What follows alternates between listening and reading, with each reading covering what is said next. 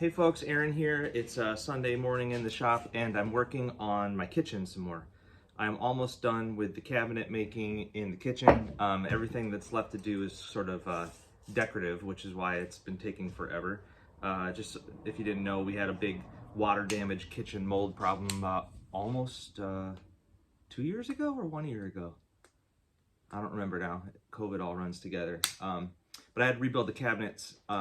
And I've been using maple mostly. And I wanted to show you this board and kind of talk about how I do things with wood, my sourcing, how I make things work, doing kitchen projects and the house, and building musical instruments. So the whole kitchen's been maple generally, and that's because Nicole likes how it looks, and I've saved maple for years and years and years because maple is a typical banjo wood. And then also I was able to get a bunch of boards of maple from Ken in Lausanne at the Carpenter Ant stash. So Ken was a millwright and a cabinet maker for many years. And a lot of these boards are boards that probably got rejected by the shops he worked at. And he would write his name on them and they would come home and go into his storage, and they got used sometimes, but sometimes they've just been sitting there waiting for me. So a lot of it's like beautiful figured wood. Like, why is it a reject board? And then how does that make my life awesome and harder? Well, to begin with, this whole section of the kitchen is mainly kind of this quilted curly Western maple. And it's got like a reddish tinge. And one of the reasons I've been using this is because it matches, for this section of the kitchen, I'm using nice birch plywood inserts for the panels in the frame and panel doors. A lot of the rest of the kitchen had solid maple book match panels that I made, but I'm trying to get these big sections done, and I think the birch plywood's the way to go. And that stuff has a little bit of a reddish tinge, so this is gonna be good. I thought I made enough parts, I didn't make enough parts. But here, let's look at this board and let me show you kind of what I'm talking about. Like, this board is a treasure, and it's also a reject from a bigger shop, and I'll show you why. So to begin with, if we look here at the end, we see Ken wrote Western maple, and I think he was writing quilted right there. And then on the edge, he sort of wrote the same thing. If you look at the end of this board, this whole section here is like a cathedral grain branch looking thing, and it's got some cracks in it. A commercial shop doesn't want this end of the board at all because it's just not going to work to make straight grain parts from that. And unfortunately for my kitchen too, this is kind of a bummer. When we get down here, we start to get back into this beautiful quilted section. If you look really close, somewhere along the way, Ken wrote alder on here. It's not alder. But over the years, I kind of have to parse out his pencil markings, and they're not always right. If you look real close in chalk, it says Kenwood right there, or Ken. And so this is a board he brought home from something. And when you get to the end, it's really figured again. And now he wrote curly M for maple, quilted maple, big crack down here.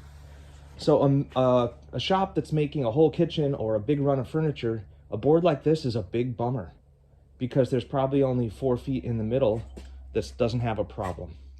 So it's like this wood is great for me to salvage from his shop, but again, it's kind of a bummer when I'm trying to make a whole kitchen because certain parts of it don't work. But here's what I can do. To begin with, I need to make 4 more of these at 36 inches long. So I'll be able to lay those out like 1, 2, 3, 4 right there. This end down here where that big branchy thing was, some of it I'm gonna get rid of, but some of it, I'll show you what I'm gonna do.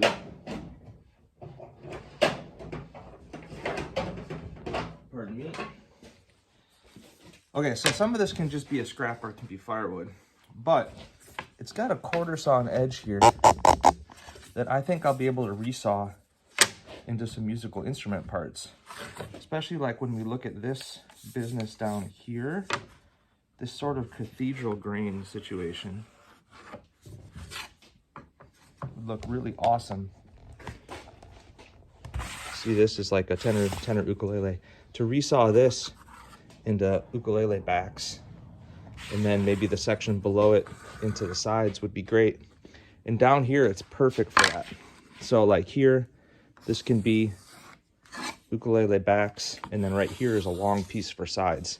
So basically, this end I'll use for instruments. This is gonna be kitchen parts. This section here is gonna be firewood. This section here, probably more instrument parts. So yeah, it's like a board like this coming out of the Carpenter Ant stash. It's obviously inexpensive for me to get a board like this, but it's a board that takes a lot of time and a lot of work. And that's the trade-off when I do salvaged wood. I don't pay much money for it, but I got to do more consideration and labor to make something happen. Now, Ken was able to bring this board home from the mill because of its defects. And over the years, as I've dug through his wood more, I've started to realize that, you know, like most of it is like this.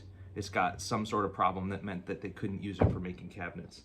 But for me, it's worth it. It's fun to rescue this stuff and turn it into something. And I can't afford to buy a board like this, even a reject one. So it works out great for me. Okay, cheers. Thanks, Lizanne.